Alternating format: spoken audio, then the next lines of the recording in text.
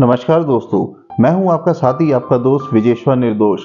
निर्दोष take onco के एक और एपिसोड में मैं आपका स्वागत करता हूं और उम्मीद करता हूं दोस्तों आप लोग सब स्वस्थ होंगे और बेहतर होंगे।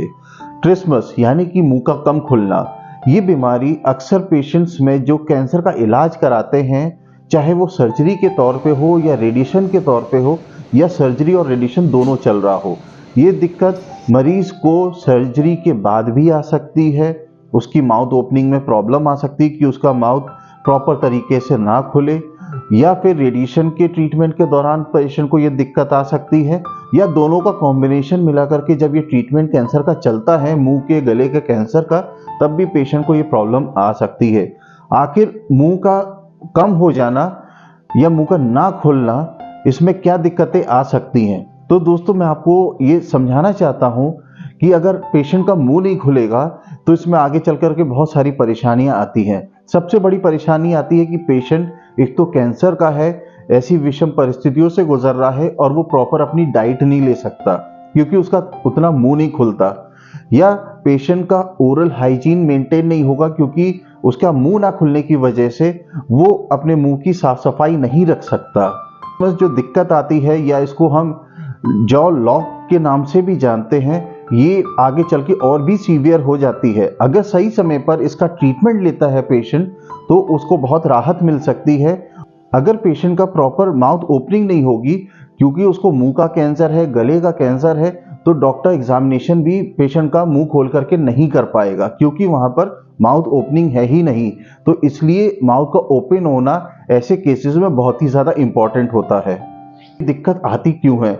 ये दिक्कत रेडिएशन का एक साइड इफेक्ट भी हो सकता है और सर्जरी की वजह से भी हो सकता है क्योंकि जो मुंह के अंदर कैंसर था मरीज का, डॉक्टर ने उतने हिस्से को काट करके जो कैंसर वाला है उसको निकाल दिया है और बाकी हिस्से को जोड़ दिया है, जिसकी वजह से माउथ ओपनिंग अब कम हो गई है।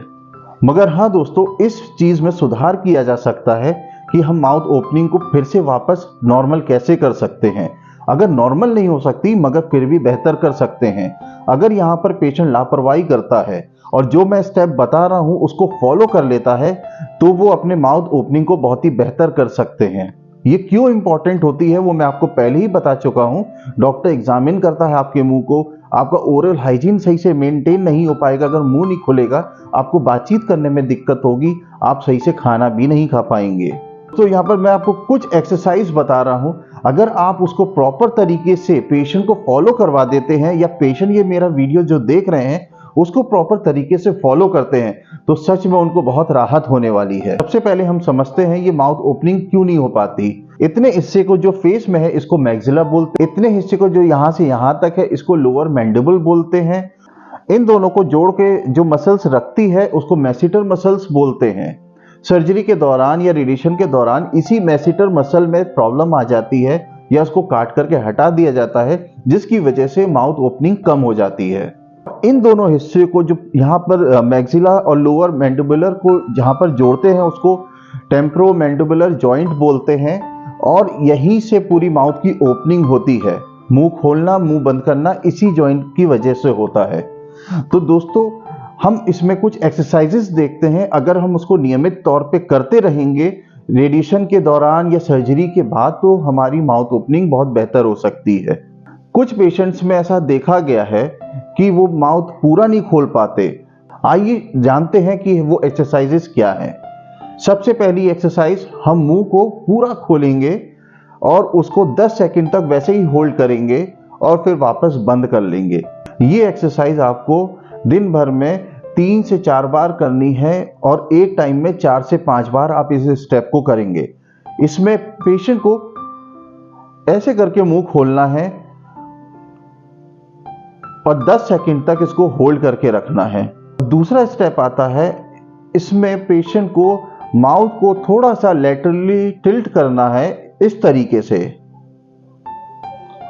और यहां पर आपको ये स्टेप को 10 सेकंड तक होल्ड करके रखना है और उसके बाद इस स्टेप को कम से कम 4 से 5 बार रिपीट करना है, और ये पूरा स्टेप दिन भर में 2 से 3 बार होगा।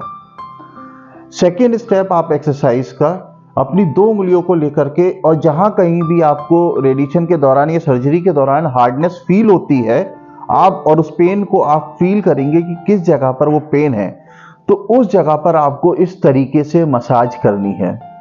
जब आप मसाज करेंगे तो आपकी मसल्स थोड़ा सा नॉर्मल हो जाएंगी। मगर यहाँ पर एक नोट करने वाली बात है कि अगर रेडिएशन चल रहा है तो उस बीच ये मसाज बहुत ही ज़्यादा हार्डली ना करें, क्योंकि रेडिएशन की वजह से जो स्किन होती है वो पील ऑफ हो सकती है, कमज़ोर पड़ जाती है।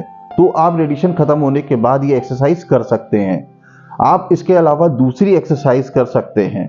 तीसरी एक्सरसाइज है, एक थंब से आप अपने ऊपर वाले टीथ को प्रेशर देंगे और इंडेक्स फिंगर से अपने नीचे वाले टीथ को प्रेशर देकर के अपने माउथ को ओपन करेंगे इस तरीके से।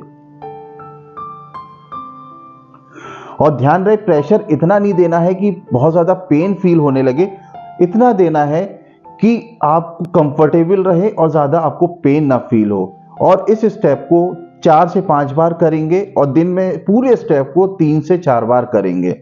और इस फ्रीक्वेंसी को धीरे धीरे बढ़ाते रहेंगे ताकि आपकी माउथ ओपनिंग बेहतर हो सके। सेकंड, एक हिस्टर इंस्ट्रूमेंट आता है, आप उसको मुंह में डाल करके धीरे धीरे उसकी फ्रीक्वेंसी बढ़ा के उसको ओपन कर सकते हैं। जैसे जैसे आप कंफर्टेबल होंगे माउथ की ओपनिंग बढ़ती चली जाएगी। थोड़ा सा ये कॉस्टली आता है, अगर नहीं मिल पाता है तो उसके लिए एक दूसरा ऑप्शन भी है, आप मार्केट से आइसक्रीम की स्टिक्स ले सकते हैं।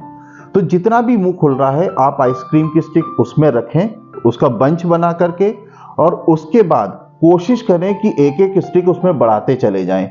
स्टिक ना ऊपर से बढ़ानी है ना बीच नीचे से बढ़ानी है, आपको स्टिक हमेशा बीच में से धीरे धीरे प्रेशर डाल करके अंदर करेंगे, जिससे कि माउथ की ओपनिंग धीरे धीरे खुलती चली जाए। और ये स्टेप आपको दिन भर में 3 से 5 बार करने हैं, बार बार रिपीट करने हैं, और पूरे दिन भर में 3 से 4 बार इस एक्सरसाइज को करना है। अगर आप ये एक्सरसाइज को फॉलो कर लेते हैं पूरे ट्रीटमेंट के दौरान या उसके बाद भी, तो आपकी माउथ ओपनिंग बहुत ही बेहतर हो सकती है।